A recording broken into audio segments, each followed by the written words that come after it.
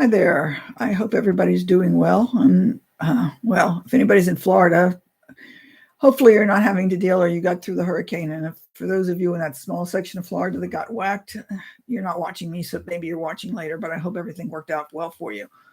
But I'm sending you my best wishes. Today I've got a question for you about what your racket is. Now, this is something I've recently read about, or at least in the terms of it being a racket, and saw the process that goes with it.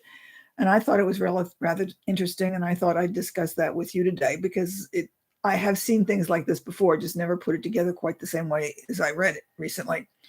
Anyway, the racket has four parts to it. There's something that triggers your behavior, then you have a response to that, you get a payoff, but you also have a cost. And so the issue is the trigger and your response to it worth the cost of the behavior? Now, for this example, I'm going to use the idea that you might have a significant other that is late for things, or you might have a teenager who you've asked to take out the garbage, or and hasn't done it, or even say we can go into work and say you've got a boss who gives you a lot of things like say 3 o'clock on Friday before a 3-day weekend or some such thing like that. But whatever it is that the boss has a tendency of giving you work at bad times or overload you or whatever, you pick your own scenario. So you've got the scenarios that covers, all sorts of things, and you pick your own scenario. I'm just trying to throw out a couple of examples of what I'm talking about here. So you've got that trigger of whatever that thing is. Your response most often is negative. So you get angry at your significant other for coming in late, and you basically nag or lecture or yell or scream or holler or whatever you do for that response. You probably nag or holler or scream or whatever you do for the adolescent who goes back and hasn't done, taken out the garbage or whatever it is that you asked him or her to do. You can't very well do that to your boss necessarily, but you probably go and complain or go down to the break room or you talk to other people or something. You might say, like, not do well on another assignment because you're angry. Well, if he's going to do that, then I'm going to ignore this kind of thing. So you've got the two responses so far. Something's happened to you that's gotten you upset. You've had a response. Okay. Now, you tend to feel good. Your payoff here is that response tends to make you feel better or somewhat justified. If you've nagged your spouse or significant other, you feel justified at it because the other person is doing something that's bothering you, and you've said this before, and why do they keep doing it? So you kind of feel justified and better. You kind of feel justified when you're talking to your kid. You're trying to raise the child well, and you're doing this, and they're just ignoring you. You get upset with your boss because maybe you've talked to the boss before and it still doesn't change any behavior, or maybe you can't for whatever reason. You're feeling, in a sense, justified about the behavior, about your reaction to that behavior. Okay? So that's the third part. Now comes the cost. And this is the part that most of us don't think about. So if you've got a significant other who's late, the cost is that you've just, in a sense, somewhat damaged the relationship or added to the damage to the relationship because you've gotten into a fight or you yelled at him or her or whatever it is. Okay? Does that make sense? Same thing happens if you're yelling at your kid. There's a slight cost that you pay for. The boss, there's also a cost there. You may not necessarily have said anything to the boss, but there's a cost in the way you feel about your job, the way you feel about the boss, and all those things.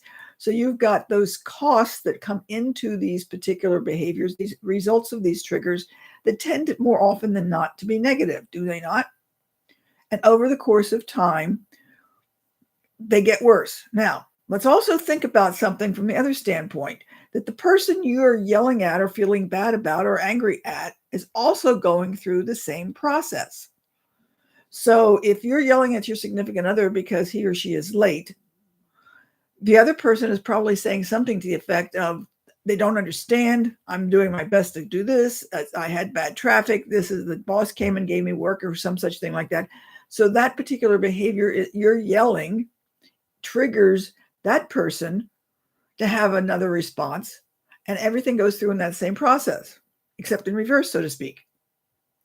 If you're yelling at your kid for not taking out the garbage, The child may be saying something to the effect of, I don't know why mom does this because it doesn't matter to go out. It could go out anywhere. Why did they have to do this? I was studying or I was doing whatever.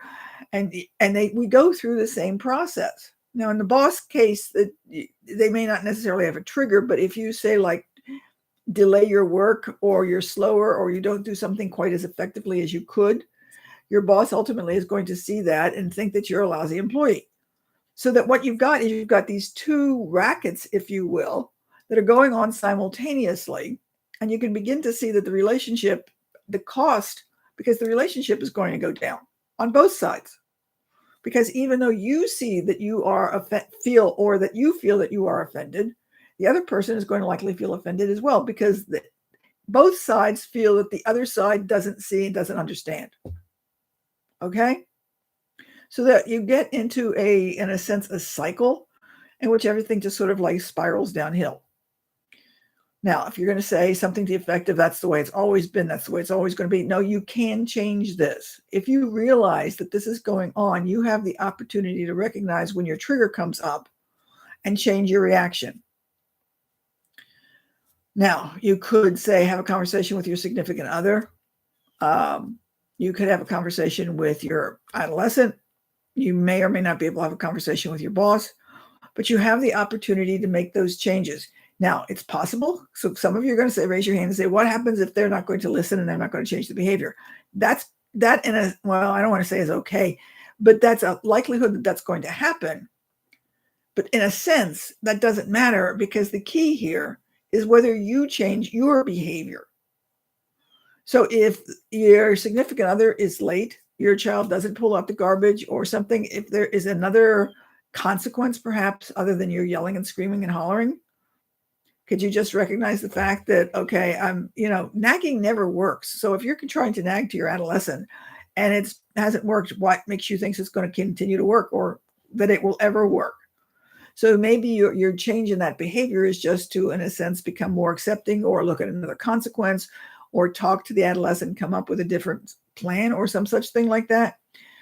Might have to talk to your boss, might have to look for another job. What you're doing is you're going to change your reaction to that trigger. And over time, if you don't respond to the trigger, somehow something is going to change. And when I say somehow, there's too many variations in this, too many different kinds of triggers, too many different people involved. But something is likely to change, because the scenario is not playing out the same way all the time anymore. And so you're not going to have the payoff, but you're also not going to have the cost. You begin to change your future because you're changing the way you look at your triggers today. Does that make sense?